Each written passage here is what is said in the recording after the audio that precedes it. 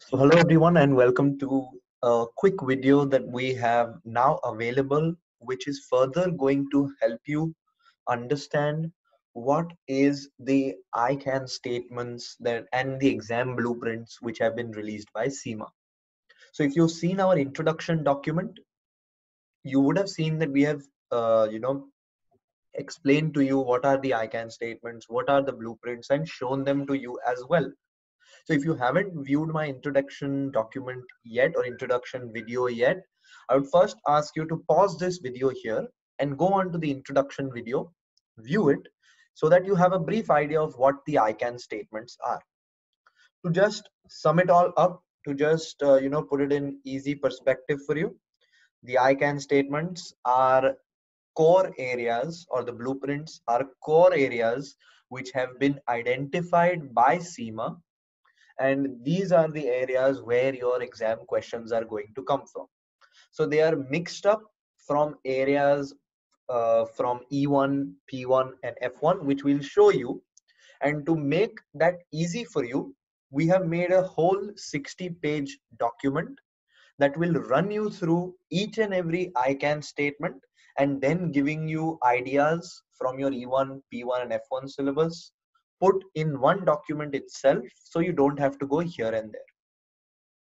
So when we begin our course, I have always told everybody to not only rely on these explanations that are provided by us, because they are pretty broad. We try to put in as much information as we can, but if you want the details, then what you will have to do is refer to our E1, P1 and F1 detailed notes, which you will get as part of your course anyway. So the question may be, how do I study? And that's what I'm going to deal with throughout this video with the help of the ICANN statements. So first and foremost, for your operational case study exam, P1 is a major part, is a major area, is a major foundation for this exam. So I will always ask everybody to go through our case study specific P1 notes, which we are going to make available for you, which we are going to send to you. So P1, please go through every chapter from our notes that we will give to you, and we will help you revise with the help of our P1 quiz as well. So as mentioned, P1 is an important part.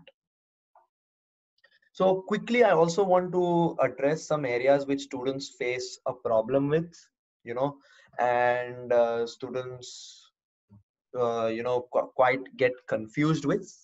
So the most important parts of any case study exam is that you do not need to rely too much on past exams.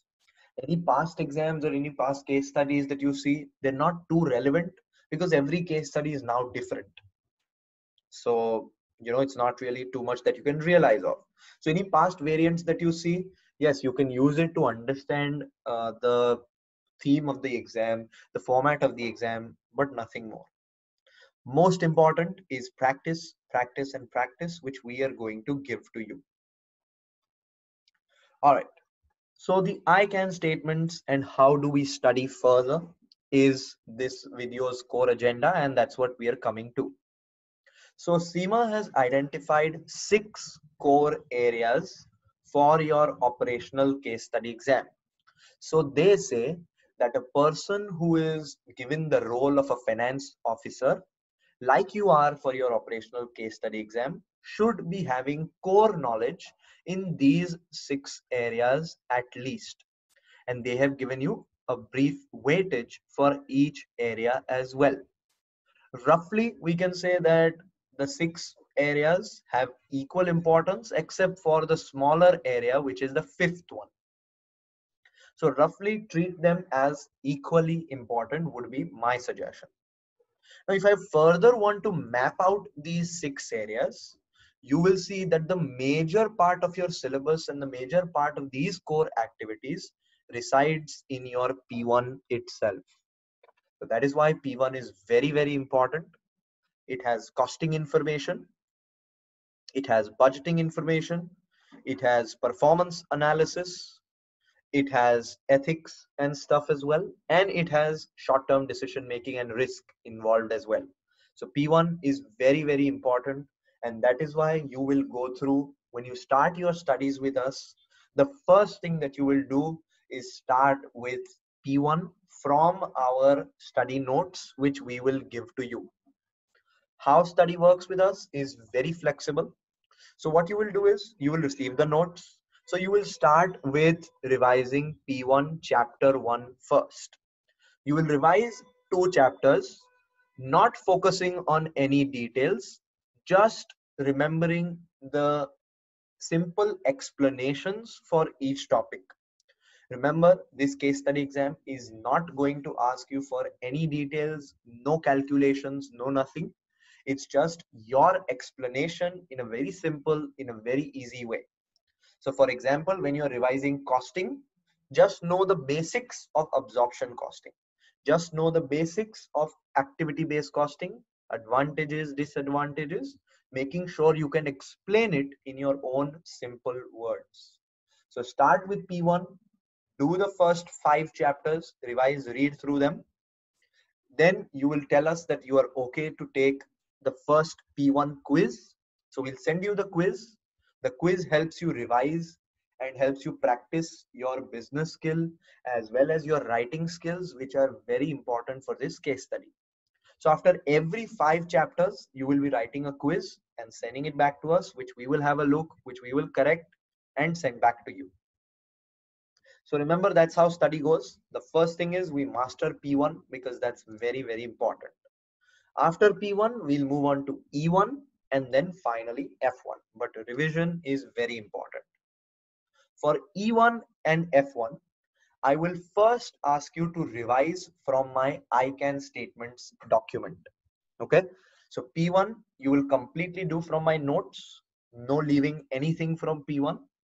For E1 and F1, you will use the ICan statements, which I will show you on the next page. And if you need more knowledge, then you will go to my notes. Notes will be given, but you will stick to the ICan statements, revise from there. You will see how I'm bringing in E1 and then go back to the notes if you need more knowledge.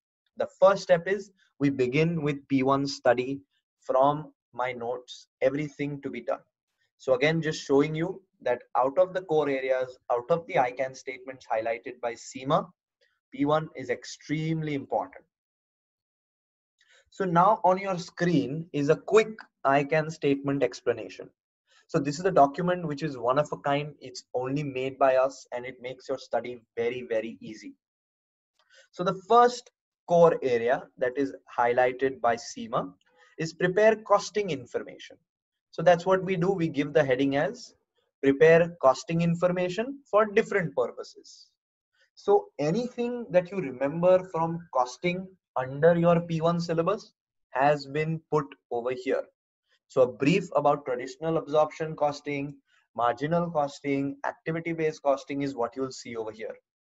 But remember, P1 is something that you're first doing from the notes, and then you will come on to the ICan statements. After you finish P1, you will start using the ICan statements and you will see that E1 and F1 is being brought into it, is being is being introduced in the ICan statements, and you will also be revising parts of P1 like this, because first you've already finished P1 from the notes. Then you come on to the ICan statements where you're revising P1 from the beginning and you will be introduced to new parts of E1, of F1, which you will study from here itself and then go to the notes at a later stage. So this is a very summarized document that we are making for you, specific to the core areas highlighted by CIMA. So on your screen right now, you see a quick, just an example that I want to show you, that as you move further down your ICAN statements, the fourth ICAN statement that is given to us is called relevant financial reporting standards. So under that, I am going to give you small concise explanations of all the IASs which are part of your F1 syllabus. So the ICAN statement will take you through parts of P1 through E1 and F1. But before you sit your exam, you will definitely first, any which ways you're going to finish P1 from the notes. Then come on to the ICAN statements. After you've gone through the ICAN statements, you will do your revision from the E1 notes. So we are not leaving anything to chance. We are doing it from the ICAN statements made by us. You are doing it from my easy E1 notes and F1 notes in the background with the quiz questions like I explained in 5 simple ways. So that is how you will be doing your revision, and then move on to subsequently doing the pre-scene analysis, which is again created and ready and provided by us to you for your studies. Furthering on from the ICAN statement, from the blueprint explanation. So whenever you are using my ICAN statements document, whenever you are using the document that we have provided you for the ICAN statements, you will see that we are only specifying these core activities. We have not broke. So every core activity that you see over here is broken down into separate ICAN statements. For example, the core activity is preparing costing information for different purposes. So everything relating to costing information falls and is broken down as ICAN statements. So prepare costing information is the core activity. Now to answer this, our ICAN statements will give you all the explanation that we have made will give you all the explanation that you need for different costing purposes. But while revising, keep these blueprints on your screen or print it out, keep it with you, and make sure these exactly single ICAN statements are something that you can answer. You must have knowledge of each and every ICAN statement. So the first one says, I can use appropriate technologies to gather data for costing purposes from digital or other sources. So you, after reading this from your E1, P1 and F1 knowledge, mainly P1, you should be able to suggest what are the technologies that you can use to gather data for costing purposes. That could be anything according to you. That could be anything that you feel is relevant. That could be big data solutions, data analytics for specifically costing purposes. You can tell them that a better costing system, a better digital costing system is what you can suggest. Second ICAN statement is, I can apply different costing methods. So what are the different costing methods available? There is traditional costing, marginal costing, there is activity based costing. You should know the basics of each. So remember, while you are revising and after you have revised P1 thoroughly from my notes, you will keep these ICAN statements out with you and go through the ICAN statement document that we have given, making sure that after you finish each and every core activity, yeah, the heading will be A, preparing costing information. After you finish whatever we have given you under the heading A and before the heading B, after you finish one section, come to the ICAN statements and make sure you can answer each and every ICAN statement. You have knowledge about each and every ICAN statement. So that is very important to keep in mind when you are doing your revision. There must not be a single ICAN statement which you don't know anything about. It's there in my notes. It's there in my ICAN statement explanations. You have been given everything. It's just that you will have to make sure that you can remember it, recall it, when after every section you finish and come back over here to these ICAN statements to revise. Do not take this lightly. This is where your exam is going to focus on. This has to be a core area of your focus. Further clear for you, this is what you will be following. So when you sign up with us, first thing is obviously I will make you view the introduction video. After the introduction video, you start revising P1 from the notes provided by us.